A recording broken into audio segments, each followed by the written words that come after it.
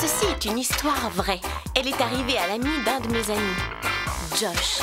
Vous savez, ce garçon super mignon qui est assis à côté de moi en cours de chimie. La seule chose qui intéresse Josh, c'est sa voiture. Elle n'a pourtant rien d'original, mais il passe tout son temps à réparer ou à bricoler cette voiture. Il ne lève jamais le nez de son capot.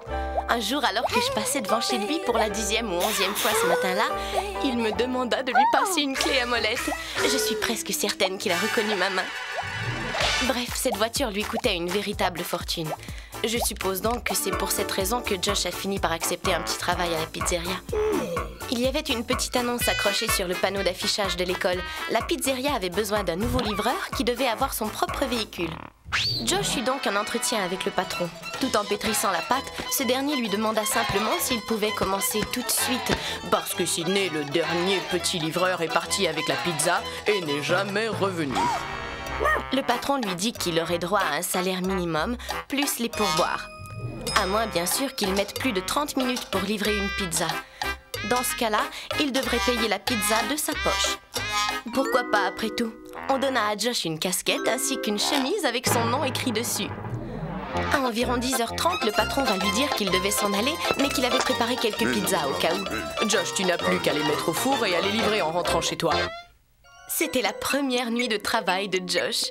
Il se tenait assis dans la pizzeria, attendant patiemment que l'horloge indique 11h. À 11h moins le quart, le téléphone sonna.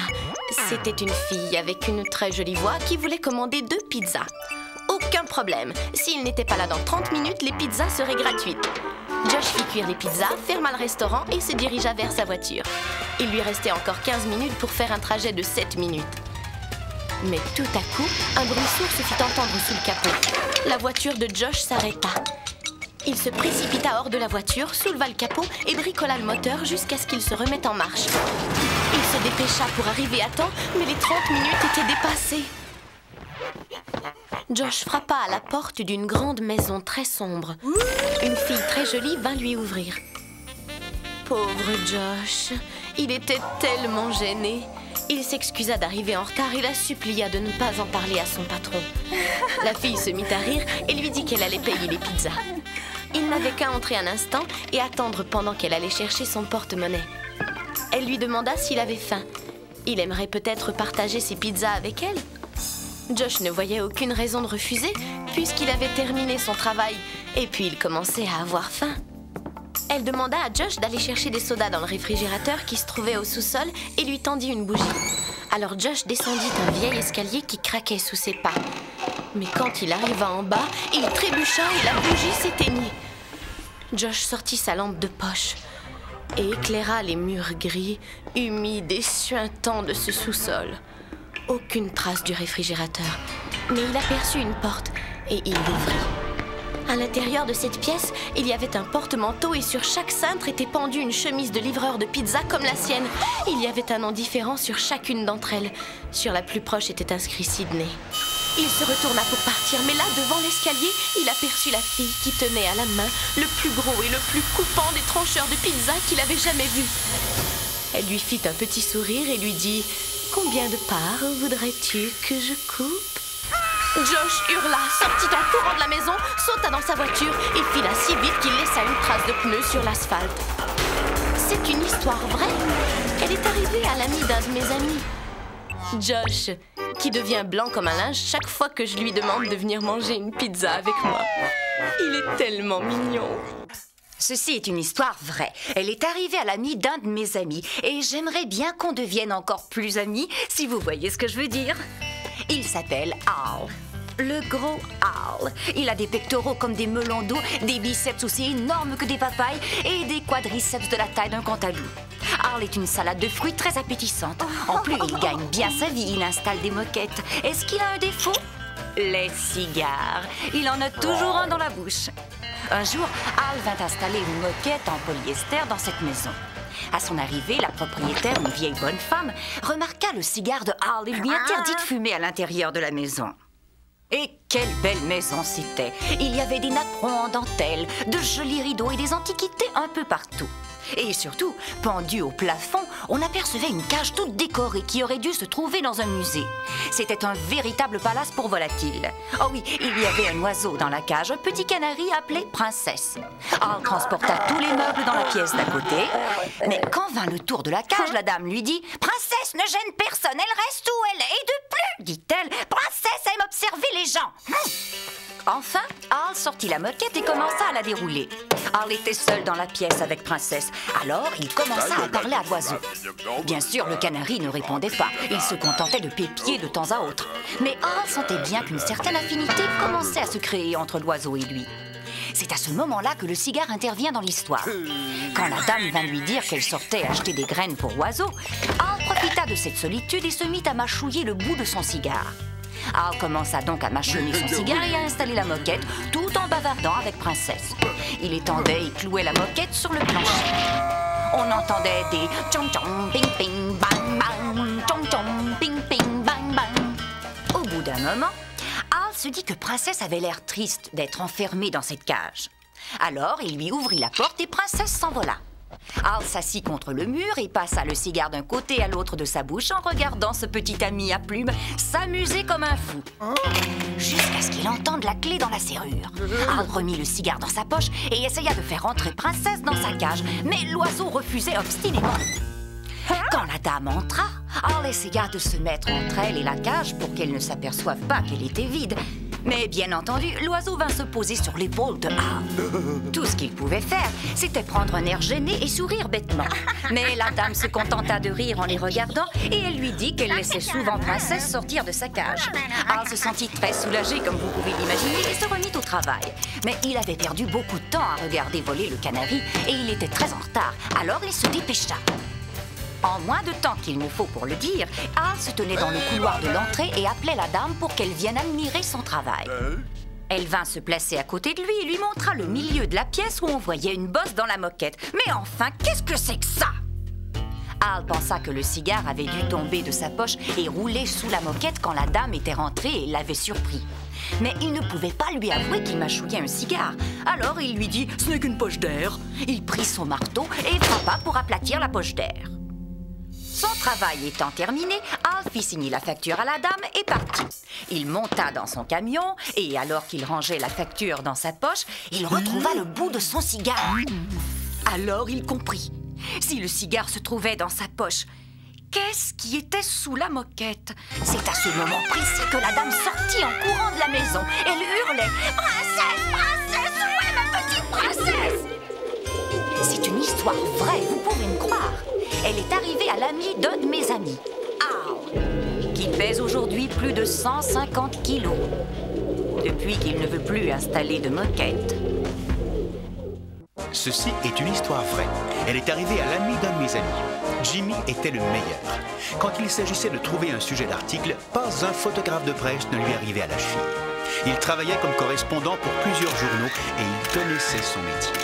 Un jour, Jimmy entendit parler d'un groupe de fanatiques d'OVNI qui se trouvait dans le désert du Nouveau-Mexique, près de cet endroit appelé la Zone 51. Ils disent qu'un vaisseau spatial s'est écrasé là, en 1947, et que l'armée a congelé l'OVNI et ses occupants. Alors une nuit, Jimmy se rendit à la Zone 51, quelques kilomètres carrés de désert aride où se dressaient des baraquements en tôle et de vieux hangars d'avions. Toute la superficie de ce terrain, sans aucune valeur, était clôturée par une enceinte de grillage électrifié et de fils de fer barbelés, et surveillée par des caméras. Pour quelqu'un comme Jimmy, un panneau « Défense d'entrée » veut dire « Bienvenue ». Alors une telle installation lui apparut comme une invitation. Il sortit son matériel, gara sa voiture dans un grand fossé, la cacha sous des branchages secs et partit à pied. Puis il se servit de ses pinces crocodiles pour court-circuiter la clôture électrique mortelle. Un jeu d'enfant. Le hangar où était caché l'OVNI se trouvait à 200 mètres de la clôture. De loin, il semblait prêt à s'écrouler au premier coup de vent, mais en réalité, c'était une vraie forteresse. Une forteresse renforcée avec du titane. Alors il glissa sa carte passe-partout dans le verrou électronique. La porte s'ouvrit et il pénétra à l'intérieur. Il la referma son bruit et il commença à regarder dans le hangar avec ses lunettes de vision nocturne. Il y avait des choses dans le hangar, mais avec des lunettes, c'était difficile de savoir ce qu'étaient ces formes étranges. Il était évident que ces choses étaient le produit d'une technologie extraterrestre supérieure. Ces photos se vendront une fortune. Il prit des dizaines de clichés. Tout apparaîtra sur la pellicule infrarouge. Tout à coup, une sirène hurla. Ou bien il avait déclenché une alarme, ou bien on avait découvert sa voiture. En un éclair, il rembobina et sortit la pellicule et la cacha dans sa chaussette. Puis il se remit à photographier. C'est à ce moment que la police militaire arriva. Ils arrachèrent la nouvelle pellicule et le conduisirent au quartier général. Mais s'ils l'arrêtaient, ils seraient obligés de révéler ce qui se passe dans cette base à la police locale. Alors, ils laissèrent Jimmy s'en aller. Il sauta dans sa voiture et fila à toute vitesse. Jimmy n'aimait pas perdre son temps, alors il téléphona tout en conduisant. Tous les rédacteurs en chef des journaux devinrent fous quand Jimmy leur dit qu'il avait des photos exclusives d'un ovni. Il se gara devant le journal, remit la précieuse pellicule au rédacteur en chef et récolta une mallette très lourde, pleine de billets verts. Ils envoyèrent la pellicule au laboratoire de photos et la firent passer dans l'ordinateur central. Ensuite, les photos arrivèrent à l'imprimerie et 2 heures plus tard, les journaux étaient distribués dans tout le pays. Seulement, le problème, c'est que personne ne s'était soucié de regarder les photos de Jimmy avant de les publier. Jimmy n'avait jamais vraiment vu ce qu'il photographiait. Alors vous pouvez imaginer le scandale quand les photos de Jimmy, au lieu d'être celles d'un vaisseau extraterrestre, étaient en fait celles du nouvel éplucheur de pommes de terre de l'armée. Bien entendu, Jimmy fut renvoyé. Quelques mois plus tard, Jimmy travaillait comme détective privé. Il suivait un homme d'affaires et sa maîtresse dans un musée. Il prenait des photos qui devaient servir à la femme de ce gars lors de leur divorce. Jimmy se recula pour faire un cliché et il se cogna dans une grande vitrine. Il se retourna et c'est à ce moment-là qu'il tomba nez à nez avec une vieille connaissance. C'était l'extraterrestre et son vaisseau de Roswell au Nouveau-Mexique. Ils étaient cachés à la vue de tous, là où personne ne les chercherait. Eh oui, c'est une histoire vraie. Elle est arrivée à l'ami d'un de mes amis, Jimmy. Il apprit que le vaisseau se trouvait ici, dans le musée, depuis 1947. Mais Jimmy ne peut en parler à personne. Qui le croirait? Ceci est une histoire vraie. Elle est arrivée à l'ami d'un de mes amis, Moody, le propriétaire du motel Moody. Vous pouvez pas le manquer. Il y a une grande enseigne qui dit le motel Moody et ses merveilleux limasseurs. Samedi dernier, tard dans la nuit, Len, un grand gars sympathique, gara sa voiture devant le motel. Il était épuisé et tout ce qu'il voulait, c'était une nuit de sommeil. Len appuya sur la sonnette du bureau et réveilla Moody. « Vous êtes fou !» hurla Moody. « Il est 2 heures du matin !» Len, lui, fit un grand sourire et se présenta comme étant l'un des derniers spécimens de représentants qui se déplacent partout dans ce grand pays. « C'est $50 la chambre !» Len voulut en savoir plus sur les merveilleux limasseurs de Moody. Est-ce qu'ils sont compris dans le prix de la chambre? Moody lui fit un sourire forcé et lui répondit « Chez Moody, tout est compris, mon cher monsieur. Je vous garantis que vous n'oublierez jamais votre nuit ici. » Len prit sa clé et se dirigea vers sa chambre. Il posa son agenda sur la table de nuit, comme il le fait d'habitude, pour le regarder en se levant.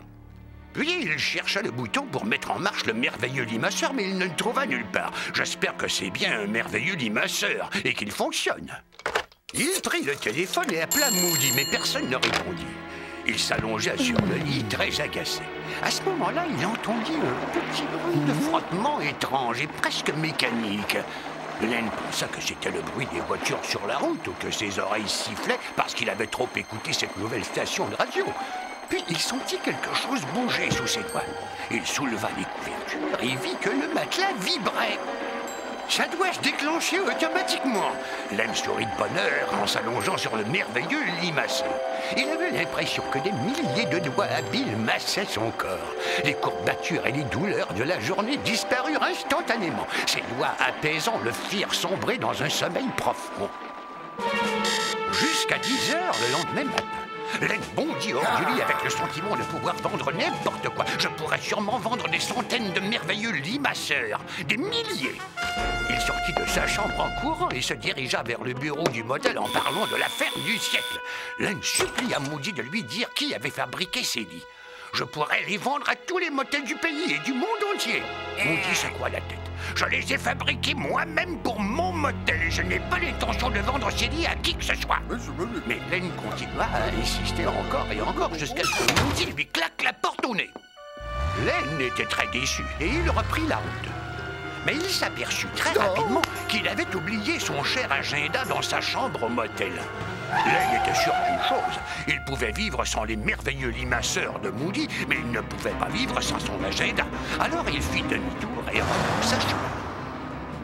Len trouva son agenda par terre entre le lit et la table de nuit. Lorsqu'il se baissa pour le ramasser, il vit le matelas bouger.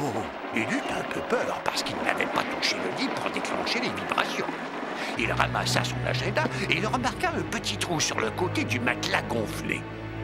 Bien sûr, pensa Len, je vais pouvoir découvrir le mécanisme secret des limasseurs. Si j'arrive à voir le mécanisme, je n'ai pas besoin de Moody. Len regarda par le trou, mais il était trop petit pour voir ce qu'il y avait à l'intérieur. Alors il mit son doigt dans le trou pour l'agrandir un peu. À ce moment-là, le matelas se déchira et des milliers de cafards se déversèrent sur lui. Des cafards! Ça n'avait rien de miraculeux, c'était juste des cafards! Couvert d'insectes, Len sortit de la chambre en courant. C'est une histoire vraie. Elle est arrivée à l'ami d'un de mes amis, Len, qui vend toujours des encyclopédies. Mais maintenant, il voyage en caravane et bien entendu, c'est lui qui fait son lit.